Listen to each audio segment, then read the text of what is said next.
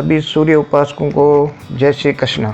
आज हम जानना चाहते हैं कि भगवान सूर्य को जल कैसे चढ़ावें, अर्घ्य कैसे दें, इसकी विधि क्या है, किन मंत्रों के साथ जल चढ़ाना चाहिए, परिक्रमा कितनी हो, अर्घ्य देने में कोई गलतियां तो हम नहीं कर रहे हैं, कैसे कपड़े पहनने चाहिए, जल कहाँ गिरना चाहिए, कैसे सूर्य धन व स्वास्थ्य हमें देता है, सूर्य के जल चढ़ाने से क्या फ़ायदे होते हैं। आइए हम सब इन बातों को जानकारी करने के लिए इस वार्ता के माध्यम से हम जानना चाहते हैं। वैदिक काल से ही सूर्य की उपासना की जाती है। विष्णु पुराण, भागवत पुराण, ब्रह्म पुराण और वैवर्त पुराण में भी सूर्य की पूजा, उपासना तथा विधि विधान से सूर्य को जल या अर्घ्य देने के लिए बताया गया है। सूर्य की कृपा से रोग व शोक नष्ट हो जाते हैं। विष्णु भगवान धरती पर श्री राम रूप में अवतरित हुए तो वो भी अपने दिन का आरंभ सूर्य नारायण की पूजा के उपरांत ही करते थे। पहले सूर्य को जल चढ़ाया करते थे। सूर्य को प्रत्यक्ष देवता मानते हैं क्योंकि इसके हम साक्षात दर्शन करते हैं। कर्ण भी रोज सूर्य पूजा करते थे, सूर्य को अर्घ्य देते थे। इसलिए सूर्य उपासना पुराणों से चली आ रही है। किन लोगों को सूर्य उपासना जरूर करनी चाहिए या जो अपनी किस्मत अपनाना चाहते हैं उन लोगों को सूर्य की पूजा करनी चाहिए, सूर्य की उपासना करनी चाहिए, सूर्य को जल चढ़ाना चाहिए।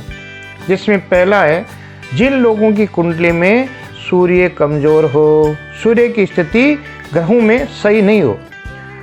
जल नियमित रूप से सही तरीके से चढ़ाने से ग्रह स्थिति ठीक हो जाती है।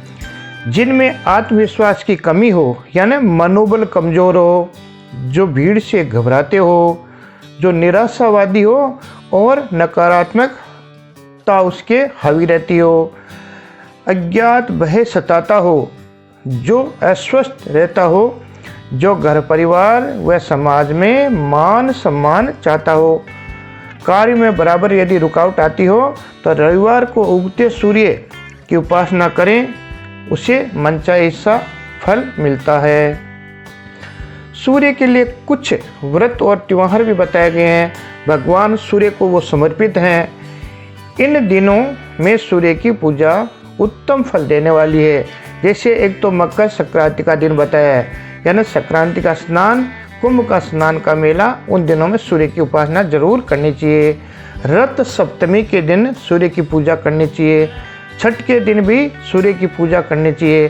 संबा दशमी है, अनंत चतुर्दशी है या चैत्र मास की पूर्णिमा है, सूर्य को अर्घ्य देना चाहिए और दान व्रत पूजा करनी चाहिए। इस तिथि पर महारास खत्म हुआ था। प्रदोष व्रत के दिन भी सूर्य की पूजा बढ़िया बताई गई है और माघ स्नान के दिनों में भी सूर्य की पूजा अच्छी बताई गई है।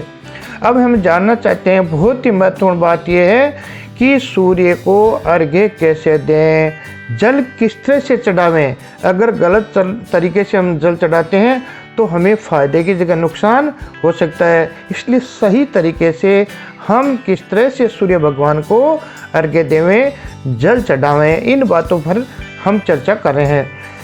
सूर्योदय से पहले जल्दी उठें, स्नान करके तन और मन को शुद्ध कर लेना चाहिए। शुद्ध व धुले कपड़े पहने और लाल रंग के अगर कपड़े पहन लेते हैं तो ज़्यादा फायदेमंद रहता है। उगते हुए सूर्य को अर्घ्य देना उत्तम बताया गया है और पूर्व की ओर मुख करके ही अर्घ्य देना चाहिए। तांबे के लोटे या कलश से अर्घ्य देना चाहिए।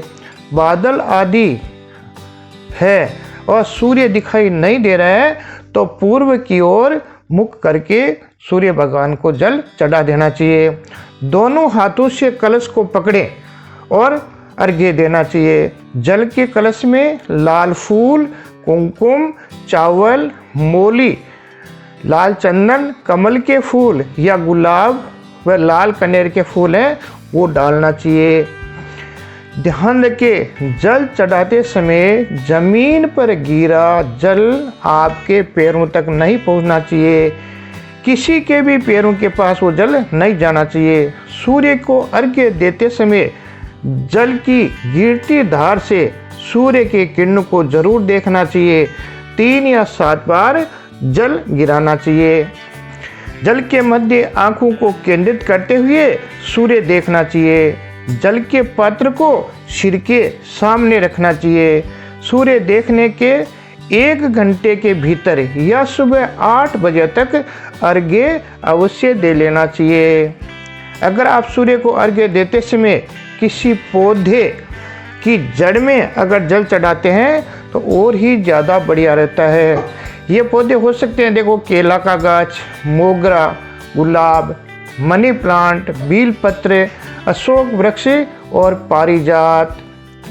अपने सिर की ऊंचाई के बराबर तांबे के पात्र को ले जाकर सूर्य मंत्र का जाप करना चाहिए।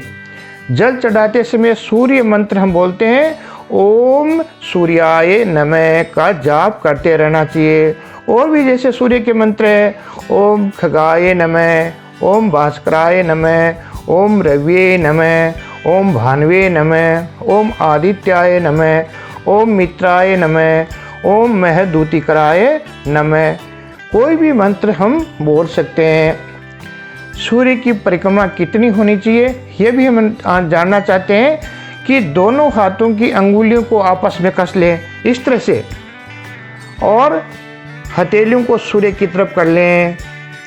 हाथों को 7 बार परिक्रमा की तरह घुमाएं और सूर्य को अंगुली के माध्यम से देखना चाहिए।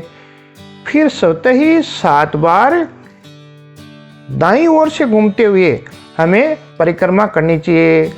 परिक्रमा करते समय हमें ये अगर श्लोक याद है तो बोलना चाहिए, यानि कानि च पापानि जन्मांतरे कृतानि च तानि सर्वाणि नश्यन्तु प्रदक्षिणम पदे पदे। बोल करके क्षमा मांग लेनी चाहिए, क्षमा याचना करनी चाहिए।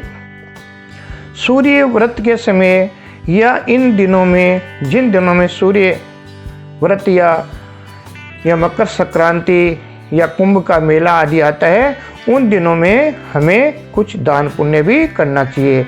जैसे हम अन्न का दान कर सकते हैं, जल, जूते, चंपल, छाता, सूती कपड़े, भोजन, धन, सोना, चांदी और ऐसी कोई वस्तु आवश्यक व्यक्तियों को हम दान कर सकते हैं। अब हम जानना चाहेंगे कि सूर्य की उपासना करने से, सूर्य का व्रत करने से, सूर्य को जल चढ़ाने से हमें क्या फायदे होते हैं, क्या लाभ होते हैं। उगते हुए सूर्य को यदि हम जल चढ़ाएं तो हमें धन लाभ मिलता है।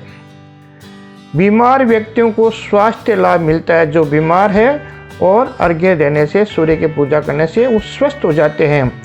जल चढ़ाने से प्रभावशाली व्यक्तित्व बन जाता है। बार बार आने वाली रुकावटें व बाधा दूर हो जाती है। सूर्य आत्मा का हिस्सा माना जाता है, अतः हमारी आत्मा संतुष्ट हो जाती है। शरीर में ऊर्जा का संचार होता है और रक्तचाप भी सही रहता है। सूर्योदय से पहले होने से बुद्धि का विकास होता है, क्योंकि सूर्य बुद्धि का देवता है। सूर्य उपासना से शारीरिक, मानसिक और आध्यात्मिक जो भी विकार हैं, सारे विकार दूर हो जाते हैं। सूर्य के 7 रंग है, 7 रंगों की ऊर्जा है, उनकी शक्ति है, वो हमारे शरीर में आ जाती है।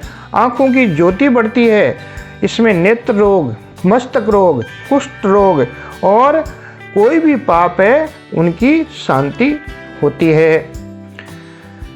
मेरा आपसे निवेदन है कि सही ढंग से ही जल चढ़ाना चाहिए। यदि गलत ढंग से जल चढ़ाते हैं तो फायदे की जगह नुकसान हो सकता है। अतः विधि विधान से जितना नियम बन सके हम उन नियमों के आधार पर ही हम सूर्य को अर्घ्य दें, सूर्य को जल चढ़ावें। मेरा वीडियो अच्छा लगा है तो आप इसको शेयर करें और इस चैनल को सब्सक्राइब करें। जय योगेश्वर।